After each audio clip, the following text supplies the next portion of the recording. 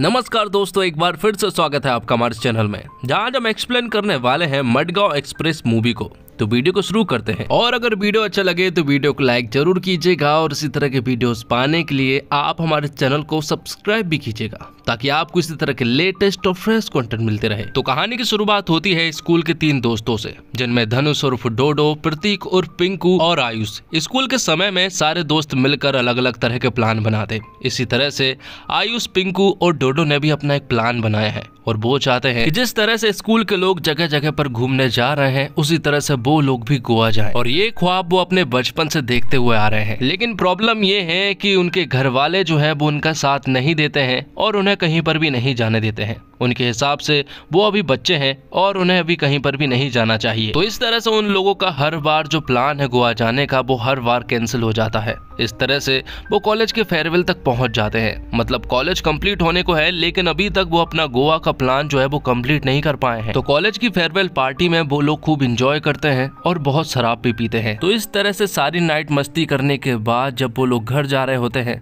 तब वो डिसाइड करते हैं कि अब वो बड़े हो चुके हैं और अब उन्हें घर की बात नहीं माननी चाहिए और अब उन्हें यहीं से डायरेक्ट गोवा जाना चाहिए इसी कार से। क्योंकि वो शराब के नशे में थे, इसलिए बहुत ज्यादा जोश में भी थे। इसलिए वो अपनी कार को फुल रफ्तार से आगे बढ़ाना शुरू करते हैं और कुछ ही दूरी पर जाने के बाद उनकी कार का एक्सीडेंट हो जाता है, जिस वजह से आयुष और पिंकू जो है वो बुरी तरह से इंजर्ड हो जाते हैं। और जब डोडो ने हॉस्पिटल में देखने के लिए आता है, तो यहाँ पर डोडो के पिता डोडो को बुरी तरह से मारते हैं। जिसके बाद कहानी जो है वो कुछ साल आगे शिफ्ट हो जाती है, जहाँ हम देखते हैं कि आयुष और पिंकू जो है वो विदेश में जाकर सेटल हो जाते हैं, जबकि डोडो पिज्जा डिलीवरी बॉय बनकर मुंबई की एक बस्ती में ही रहता है। दूसरी तरफ आयुष ने न्यूयॉर्क में अपनी पढ़ाई पूरी कर ली थी और अब वो एक बहुत ही अच्छी कंपनी में जॉब भी करता है। और आयुष न्यूयॉर्क में रहकर बहुत ज्यादा एंजॉय भी कर रहा था और डोडो ये सब कुछ आयुष की एफबी पर देख रहा होता है। इसी तरह से पिंकू भी केपटाउन में शिफ्ट हो चुका है, उसकी पूरी फैमिली वहीं पर रहती है और अब पिंकू भी बहुत बड़ा आदमी बन चुका है। तो अब बचता है सिर्फ और सिर्फ डोडो।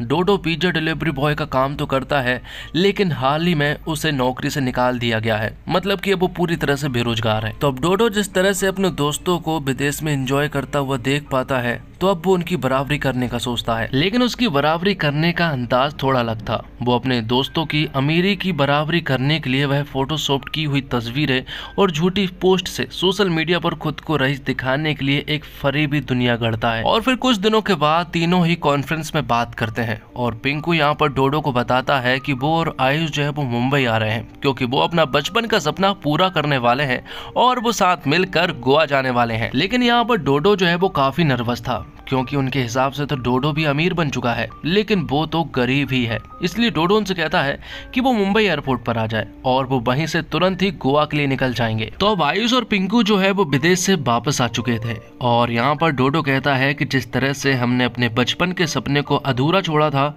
अब हम उसी तरह से उस सपने को पूरा करेंगे। इसलिए वो उन दोनों को डायरेक्ट रेलवे स्टेशन ले जाता है, जबकि पिंकू और आयुष को ऐसा लगा था कि वो फ्लाइट से गोवा जाने वाले हैं। लेकिन यहाँ पर डोडो उनसे कहता है कि हमने बचपन में सपना देखा था कि हम ट्रेन से जाएंगे। आज हम तीनों ही करोड़पति हैं, लेकिन हमारे पास पैसे आ जाने के कारण क्या हम हमारे सपने को भूल जाएंगे? जिस पर कि वो दोनों एग्री तो करते हैं, लेकिन उनका मन बिल्कुल भी नहीं होता है। और यहीं पर डोडो ने अपनी एक लॉटरी टिकट भी खरीद ली थी। उसने कहा था कि आज हम सब साथ में हैं और इससे अच्छा क्या ही हो सकता है, इसलिए उसने एक लॉटरी टिकट खरीद ली है। और डोडो ने उन दोनों को बिल्कुल भी अंदाजा नहीं होने दिया है कि वो एक गरीब है। लेकिन यहाँ पर एक छोटी सी प्रॉब्लम भी है, और वो प्रॉब्लम ये है कि पिंकू को एलर्जिक प्रॉब्लम है। मतलब कि उसे धूल वगैरह से एलर्जी होती है, इसलिए वो मेडिसिन वगैरह लेता है। अब वो लोग फ्लाइट से जाने वाले हैं, ये बात वो अपनी सबसे पहले मम्मी को बताता है। पिंकू जब बाहर कॉल करने के लिए जाता है, तो यहाँ पर बात करने के दौरान उसका एक रेड बैग जो कि मेडिसिन से भरा हुआ था, वो एक गणपत नाम के आदमी से एक्सचेंज हो जाता है। और जब वो उस बैग को ट्रेन में चेक करते हैं, तो उस बैग में ढेर सारा पैसा, एक गन और एक रूम की की होती है। उस बैग को देखने के बाद यहाँ पर आयुष और पिंकू जो है वो पूरी तरह से डर जाते हैं और वो कहते हैं कि हमें इस बैग को ट्रेन से नीचे फेंक देना चाहिए। तो डोडो भी उनका साथ देता है और वो इस बैग को अकेला ही लेकर जाता है और उस बैग को वो नीचे फेंक देता है। और फिर सुबह होने तक वो लोग मडगांव रेलवे स्टेशन मतलब कि गोवा पहुंच चुके थे। तो गोवा पहुंचने के बाद जैसा कि उन्होंने सोचा था ऐसा बिल्कुल भी नहीं है, जिस पर कि उन्हें बताया जाता है कि फिल्मों में बैकग्राउंड म्यूजिक उनका साथ देते हैं, इसलिए गोवा उन्हें बहुत रंगीन दिखाई पड़ता है। तभी यहाँ पर एक नशेड़ी डोडो को ड्रग्स की कुछ गोलियां देता है और वो गोलियां जब वो तीनों खा लेते हैं तो उनका जोश जो है वो हाई पर पहुंच जाता है और उन्हें कुछ भी याद नहीं रहता है। जैसे ही गोली खाते हैं तब से ही वो लोग उस दिन को पूरी तरह से एंजॉय करते हैं और रात भर मस्ती करने के बाद जब अगले दिन की आंख खुलती है तो वो देखते हैं कि उनके बिस्तर पर आजू बाजू लड़कियां सोई हुई हैं। उन्हें देखकर आयुष को बड़ा बुरा लगता है। उसे ऐसा लगता है कि शायद वो इन लड़कियों के साथ इंटीमेट हुआ है और वो डोडो को बताता है कि वो निशा नाम की लड़की से प्यार करता है और वो उसे धोखा नहीं देना चाहता है। तो डोडो यहाँ पर आयुष से कहता है कि तूने कुछ भी नहीं किया है, रात को मैंने ही सब कुछ इन लड़कियों के साथ किया है। और डोडो यहाँ पर उन दोनों की ये भी बता देता है कि जो बैग उन्हें ट्रेन में मिला था उस बैग में से उसने सिर्फ गन को फेंक दी थी, पैसे और रूम की चाबी जो है वो उसने रख ली थी और जिस रूम में वो है वो रूम जो है वो इसी चाबी से खुला है। ये सुनने के बाद तो वो तीनों ही एक दूसरे से लड़ने लगते हैं और इसी के दौरान हम देखते हैं कि वो बेड जो है वो पूरी तरह से टूट जाता है और उसमें से ढेर सारा कोकीन जो है वो बाहर निकलता है और वो सारा कोकीन जो है वो पिंकू के मुंह पर और बॉडी पर लग जाता है, जिस वजह से वो उल्टी सुल्टी बातें करने लगता है। यहाँ पर आयुष जब उसे चेक करता है तो उसे मालूम चलता है कि ये तो कोकीन है और वो पूरा का पूरा कोकीन जो है वो पिंकू के मुंह में चला गया है। और ये देखने के बाद तो आयुष पूरी तरह से डर गया था, लेकिन यहाँ पर पिंकू का जोश जो है वो पूरी तरह से हाई पर पहुंच चुका था। तब यहाँ पर दरवाजे पर कोई आता है और फिर से वो लोग डर जाते हैं। दरवाजे पर दरअसल में कंचन कोमड़ी नाम की एक औरत होती है जो कि यहाँ की एक लोकल गैंगस्टर होती है और वो दरवाजे पर आकर गणपत नाम पुकारती है और कहती है कि मेरा माल लेकर वो जल्द ही मेरे अड्डे पर पहुंच जाए। आयुष को कुछ समझ नहीं आता है, इसलिए वो कंचन कोमड़ी से कह देता है कि वो जल्द ही उनके अड्डे पर पहुंच जाएंगे। दूसरी तरफ हम देखते हैं कि पिंकू के अंदर कोकीन जो है वो पूरी तरह से घुस चुका था और अब वो उल्टी सीधी हरकत करना शुरू कर देता है।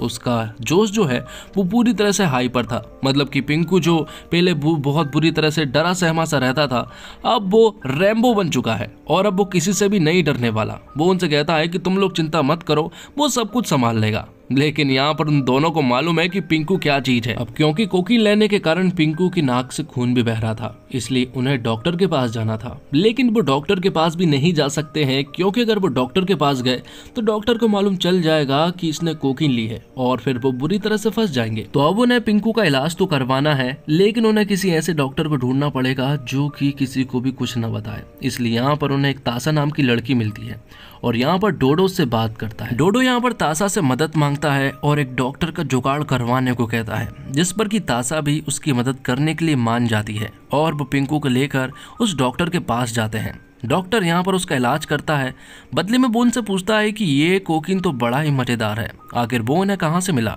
लेकिन यहाँ पर वो उन्हें कुछ भी नहीं बताते हैं। जब वो वापस अपने रूम में जाते हैं तो वो देखते हैं कि जो ड्रग्स उनके बेड पर पड़ा हुआ था अब वो ड्रग्स पूरी तरह से गायब है। और तभी यहाँ पर पुलिस आ जाती है। उन्हें देखकर यहाँ पर वो तीनों ही भाग निकलते हैं, लेकिन पुलिस वालों ने उन तीनों के चेहरे देख लिए थे। भागते भागते ये लोग एक बीच पर पहुंचते हैं जहाँ पर कि वो समझ चुके थे कि अब वो एक बहुत बड़ी प्रॉब्लम में फंस चुके हैं। सारा इल्जाम डोडो के ऊपर आ रहा था, तो डोडो यहाँ पर सब कुछ सच बता देता है। वो उन्हें बता देता है कि वो कोई अमीर आदमी नहीं है, बल्कि वो बहुत ज़्यादा गरीब आदमी है। वो बस उनकी बराबरी करने की कोशिश कर रहा था ताकि मैं तुम्हारी दोस्ती के लेवल पर पहुंच सकूं। लेकिन पिंकू यहाँ पर डोडो से कहता है कि दोस्ती में कभी भी अमीरी गरीबी का लेवल नहीं होता है, दोस्त दोस्त होता है और तू अमीर रहे चाहे गरीब रहे तू हमेशा हमारा दोस्त रहेगा। ये सुनने के बाद डोडो को बड़ा अच्छा लगता है और अब वो डिसाइड करते हैं कि अगली सुबह होते ही वो लोग मुंबई जाने वाले हैं। तो प्लान के मुताबिक अगली सुबह निकलने वाले थे, लेकिन उनके पोस्टर जो है वो हर जगह छप चुके थे, इसलिए अब उन्हें बहुत ही सावधानी से मुंबई जाना होगा। जैसे ही वो जाने वाले होते हैं तभी यहाँ पर डोडो के पास तासा का कॉल आता है। तासा उन्हें बताती है कि वो बहुत बड़ी प्रॉब्लम में फंस चुकी है और वो उन्हें बताए हुए पते पर आने को कहती है।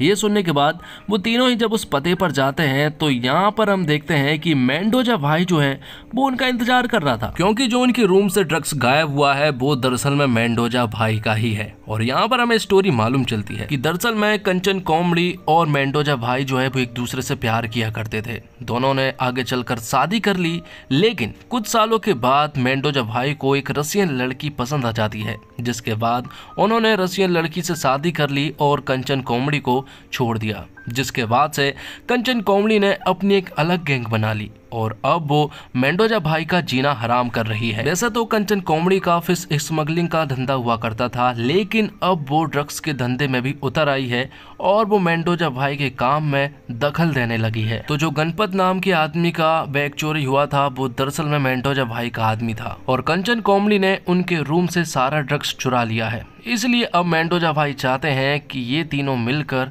मेरा ड्रग्स वापस लेकर आएं।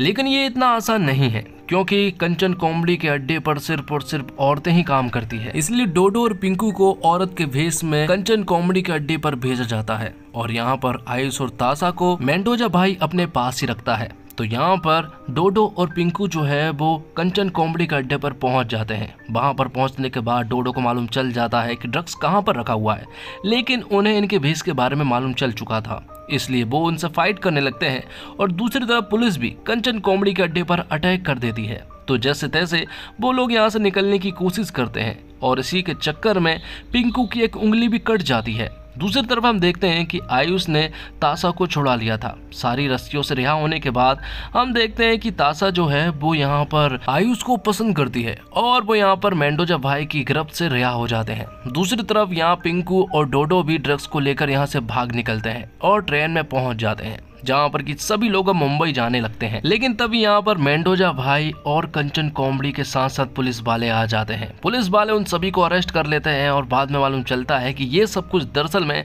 आयुष का प्लान था। उसने एक दिन पहले पुलिस वालों को कॉल करके अपनी सिचुएशन के बारे में सब कुछ बता दिया था कि वो यहाँ पर कैसे पहुंचे और वो कोकीन के चक्कर में कैसे फंसे। तो इस तरह से मेंडोजा भाई और कंचन कॉमेडी जो है वो अरेस्ट हो जाते हैं, जिसके बाद हम देखते हैं कि आयुष जो है वो निशा नाम की लड़की को प्रपोज करने वाला था। वो उसके बारे में डोडो को बताता है, तो डोडो उससे कहता है कि कोई फायदा नहीं है, क्योंकि वो निशा नाम की लड़की जो है वो मैं ही हूँ। ये सुनने के बाद आयुष जो है वो डोडो को थप्पड़ मार कर न्यूयॉर्क निकल पड़ता है। यहाँ पर हम ये भी देख पाते हैं कि आयुष ने तासा का दिल तो तोड़ा है, लेकिन बाद में उसने उसके पास फ्रेंड रिक्वेस्ट भेज दी थी, मतलब वो अब दोनों साथ में हो चुके हैं। और आखिर में हमें ये भी देख पाते हैं कि जो डोडो ने गोवा जाते समय लॉटरी टिकट खरीदे था वो लॉटरी लग चुकी है, तो अब वो भी करोड़पति बन चुका है। और आखिर में सारे दोस्त सबसे पहले दिल चाहता है तुलना की जाएगी, लेकिन दिल चाहता से फिल्म मडगांव एक्सप्रेस का कोई भी कनेक्शन नहीं है। और अगर कोई कनेक्शन है तो वो कनेक्शन है फरहान अख्तर का। दिल चाहता का निर्देशन फरहान अख्तर ने किया था और अब वो मडगांव एक्सप्रेस को प्रोड्यूस कर रहे हैं। बाकी ये दोनों फिल्में एक दूसरे से पूरी तरह से अलग है। दिल चाहता में कॉमेडी के साथ दिल और दिमाग का भी इस्तेमाल किया गया था, लेकिन मडगांव एक्सप्रेस में कुणाल खेमू का दिमाग आपको सोचने के समय नहीं देता है। पूरी फिल्म में आप सिर्फ हंसते रहते हैं। फिल्म में कुछ असाधारण नहीं है, out of the box scene नहीं है, लेकिन फिर भी आखिर तक ये फिल्म आपको बांधे रखती है। इसका क्रेडिट हमें फिल्म के राइटर और डायरेक्टर कुणाल खेमू को देना पड़ेगा, क्योंकि उन्होंने एक बहुत ही शानदार फिल्म बनाई है। भले ही मडगांव एक्सप्रेस कुणाल की बतौर डायरेक्टर पहली फिल्म हो, लेकिन उन्होंने इससे पहले गो गोवा गॉन के लिए भी डायलॉग्स लिखे थे। चाइल्ड आर्टिस्ट बनकर कुछ फिल्मों में काम करने के बाद और हीरो बनकर फिल्मों में काम शुरू करने से पहले कुणाल ने काफी समय तक थिएटर किया था। उनके इस थिएटर के अनुभव ने उन्हें हरफन मौला बना दिया। भले ही उन्होंने फिल्म का निर्देशन पहली बार किया हो, लेकिन इस फिल्म से उन्होंने साबित कर दिया है कि वो एक अच्छे डायरेक्टर हैं। कुणाल खेमू ने मडगांव एक्सप्रेस की स्क्रिप्ट भी लिखी है। ये स्क्रिप्ट बहुत टाइट है। टाइट स्क्रिप्ट यानी इस फिल्म में लगातार कुछ न कुछ होते ही रहता है। जैसे फिल्म के बीच में अगर आपका ध्यान कुछ देर के लिए किसी भी वजह से इधर उधर हो, तो अगले ही पल थिएटर में गूंजने वाली हंसी सुनकर आपको तुरंत एहसास होगा कि आपने कुछ अच्छे डायलॉग्स मिस कर दिए हैं। यानी आप कहीं पर भी बोर नहीं होते। और आपको बता दें कि ये छोटी फिल्म नहीं बल्कि पूरे 2 घंटे 20 मिनट की फिल्म है। इस फिल्म के आखिर तक ऑडियंस को बांधे रखने के लिए कुणाल खेमू को पूरे मार्क्स जाते हैं। और फिल्म में दिव्येंदु शर्मा, प्रतीक गांधी और अविनाश तिवारी प्रमुख भूमिका में नजर आ रहे हैं। इन तीनों की केमिस्ट्री कमाल की है। उन्होंने कुणाल का विजन बखूबी दर्शकों के सामने पेश किया है। दिल्ली के दिव्येंदु शर्मा ने मुंबई के मराठी डोडो सावंत का किरदार सहजता से निभाया है।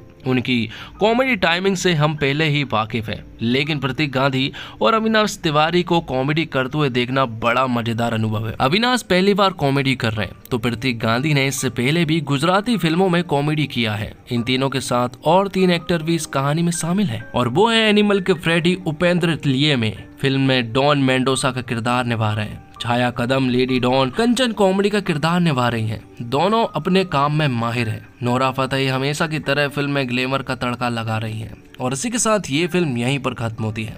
दोस्तों उम्मीद करता हूँ आपको वीडियो पसंद आई होगी।